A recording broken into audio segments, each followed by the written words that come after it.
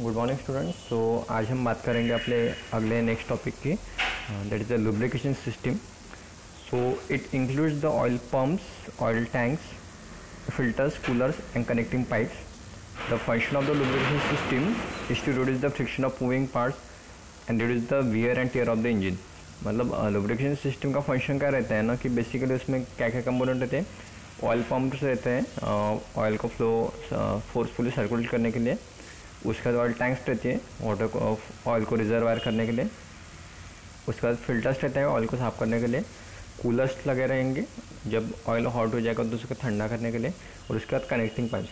तो इसका basically main purpose यही रहता है कि जब इंजन जब आपका रनिंग कंडीशन में रहता है, सो जो अंदर के कंपोनेंट है, क्रैंकशाफ्ट हो गया, पिस्टन हो गया, सिलेंडर हो गया, सो इसमें हाईली अमाउंट में फ्रिक्शन तैयार होता है, ठीक है।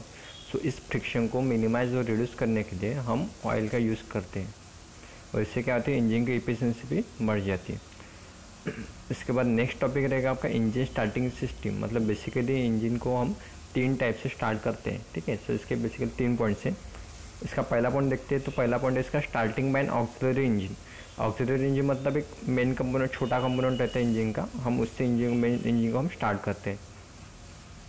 सो in this system the auxiliary unit is mounted close to the main engine and drive through a clutch and gear।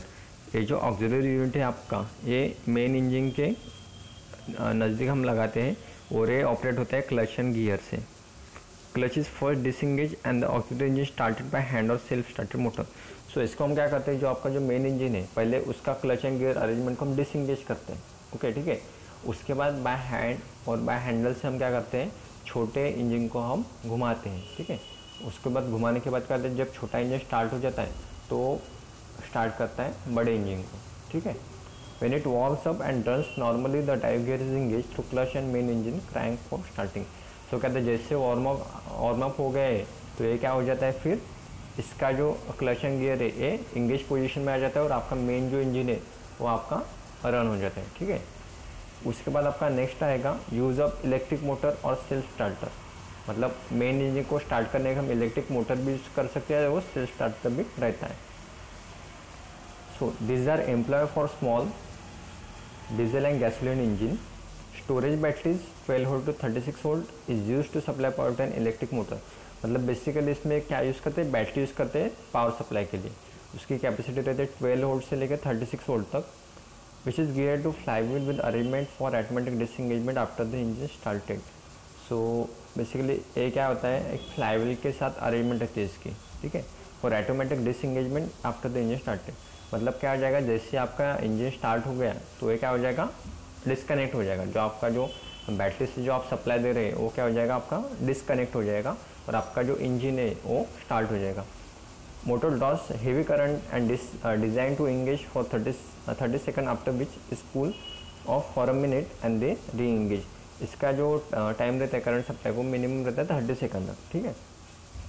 उसके बाद when the engine is running a small generator on the engine serves to charge battery। और basically क्या था, जब आपका engine start हो जाएगा सो engine का जो सप्लाई हो जाएगा जनरेटर की तरफ। तो जनरेटर भी क्या करेगा, वो सप्लाई स्टोर करेगा बैटरी में। मतलब आपके जो बैटरी से हम जो इनिशियल लेवल में जो सप्लाई लेंगे वो आपको सप्लाई मिलेगा जनरेटर से, ठीक है। मतलब बैटरी से सप्लाई जाएगा मेन इंजन में, मेन इंजन से सप्लाई स्टोर होगा जनरेटर में और जनरेटर से फिर से हम सप्लाई देंगे वो बैटरी में, ठीक है। उसके बाद आएगा आपका स्टार्टिंग यूजिंग कॉम्प्रेसर सिस्टम। मतलब कॉम्प्रेसर से भी हम इंजन को स्टार्ट कर सकते हैं। सो This system is commonly used for starting the large diesel engine employed for stationary power plant service। जो बेसिकली जो स्टैंड बाय कंडीशन में जो रहते हैं आपके power plant, diesel power plant, so वो कैसे रहते हैं, हेवी रहते हैं बहुत, तो उनको स्टार्ट करने के लिए हम किसका यूज़ करते हैं, एयर कंप्रेसर सिस्टम का। compressor at about 17 bar supply from an air tank and admitted to the engine cylinder making them work like reciprocating air motor to run the engine shaft। इसमें basically क्या होगा, तो 70 बार मतलब pressure होगा, हम 70 बार का air pressure से हम क्या करेंगे, वो इंजन में सप्लाई करेंगे और इतना प्रेशर से क्या हो जाएगा, जो आपका अंदर का जो पिस्टन है वो क्या होगा, मूव करने लगेगा, ठीक है। हम सीधा वो एयर डालेंगे सिलेंडर में और सिलेंडर में एयर जाने के बाद वो पिस्टन को क्या करेगा, वो रेसिप्रोकेटिंग मोशन देगा, ठीक है। इससे क्या होगा, आपका पिस्टन नीचे ऊपर वर्किंग करेगा और आपकी क्रैंकशाफ्ट अभी रोटेट होना स्टार्ट हो जाएगी। The air tank is charge by motor और गैसोलीन इंजन ड्रिवन कंप्रेसर।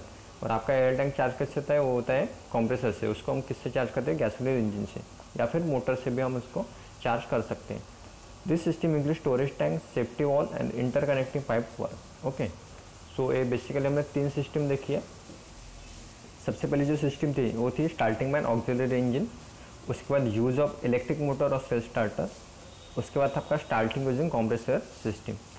उसके बाद इसका जो रिजर्व पावर प्लांट के जो ऑक्सिलरीज थे उसका लास्ट जो पोर्शन है वो governing system. So the function of the governing system is to maintain the speed of the engine constant irrespective of load on the plant. This is done by varying the fuel supply to the engine according to load. So governor का main principle ये होता है कि वो क्या करता है, load को और स्पीड को दोनों को क्या करता है, प्रॉपर बैलेंस करता है। इनकेस अगर किसी चीज़ में अगर स्पीड बढ़ गई और अगर लोड कम हो गया तो वो क्या करेगा, उसको मेंटेन करेगा, मतलब स्पीड रिड्यूस हो जाएगी और आपका लोड भी बढ़ जाएगा। मतलब फ्यूल सप्लाई को क्या करता है, कम ज़्यादा करते रहता है। ठीक है, सो ये मेन पर्पज रहता है गवर्नर का। उसके बाद इसका मेंटेनेंस, अगर डीजल इंजन हमने देखा तो उसके क्या रहेगा, कुछ मेंटेनेंस भी रहेगा। सबसे पहला पॉइंट आएगा इसमें कि diesel engine power plant maintenance depend on the various factor. इसका जो मेंटेनेंस है वो बहुत सारे फैक्टर्स के ऊपर डिपेंड रहता है। Careful supervision of the equipment use for recording temperature, pressure and electrical data are essential. इसका जो सुपरविजन है, सुपरविजन बहुत ही ज़रूरत रहता है। जो डेली बेस पे जो डेटा जो रिकॉर्ड करते हैं, इसका टेम्परेचर हो गया, प्रेशर हो गया, ठीक है, सो ये डेटा प्रॉपर वे से मेंशन होना बहुत ही ज़रूरत रहता है। The temperature inside the engine should not be allotted to exceed the safe limit. इसका जो डीजल की इंजन के अंदर का जो टेम्परेचर है वो भी आपका ज़्यादा बढ़ना नहीं चाहिए, ठीक है, वरना वहाँ पे मेजर एक्सीडेंट होने के चांसेस रहते हैं। उसके अंदर temperature, flow and quantity of fuel oil should be check from time to time. उसके बाद इसका फ्यूल कैपेसिटी, इसका टेम्परेचर डेली बेस पे टाइम टू टाइम चेक होना बहुत ज़रूरी है। उसके बाद fuel oil must clean from dust and other impurities by means of filters. उसके बाद हम जो फ्यूल और ऑयल जो सप्लाई कर रहे हैं वो भी डस्टलेस होना चाहिए और वो प्रॉपर फिल्टर होने के बाद ही इंजन में सप्लाई होना चाहिए, ठीक है। उसके बाद when filter elements become choke it should be replace by a new one. अगर समझो फिल्टर किसी डस्ट पार्टिकल की वजह से अगर चोक हो गया तो उसको हम इजीली रिप्लेस भी कर सकते हैं, ओके। उसके बाद dirt in fuel oil turns the fine lab of fuel injection pumps and plugs the injection nozzle orifice. उसके बाद इसका जो मेन कंपोनेंट इसके फ्यूल इंजेक्टर हो गया, ओके, सो वो भी प्रॉपर वे से चेक करना बहुत ज़रूरी है। उसके बाद fuel tank clean thoroughly, fuel tank भी टाइम टू टाइम क्लीन करना भी ज़रूरी है, ओके। सो ये बेसिकली हो गए इसके मेंटेनेंस के सारे पार्ट। सो आपका जो पहला चैप्टर था इंट्रोडक्शन टू पावर प्लांट, ये अभी यहाँ पे आपका चैप्टर फिनिश हो चुका है, ठीक है। सो बेसिकली हमने इसमें चार पॉइंट देखे। सबसे पहले जो पॉइंट था वो था world and national scenario of power plant, ठीक है। उसके बाद हमने देखा था इंट्रोडक्शन टू पावर प्लांट, उसके बाद हमने देखा था हाइड्रोलिक पावर प्लांट, और इसके बाद अभी लास्ट में हमने पढ़ा डीजल पावर प्लांट, ठीक है। सो इस चैप्टर में आपको टोटल 4 पॉइंट्स दिए हैं। 4 पॉइंट में से किसी भी एक पॉइंट पर आपको क्वेश्चन MSBT एग्जाम में आ सकता है, ठीक है। इस टॉपिक के रिलेटेड जो भी नोट्स मटेरियल है वो आपके ग्रुप पे PDF आपके ग्रुप पे आ जाएगा, ठीक है। आपने अगर उतना भी डेटा पढ़ लिया तो भी एग्ज़ाम के लिए काफ़ी होगा। और इसका जो मटेरियल है वीडियोस के द्वारा तो मैंने आपके ग्रुप पे लिंक भेजी है, ठीक है। सो मंडे से हम अगला चैप्टर स्टार्ट करेंगे।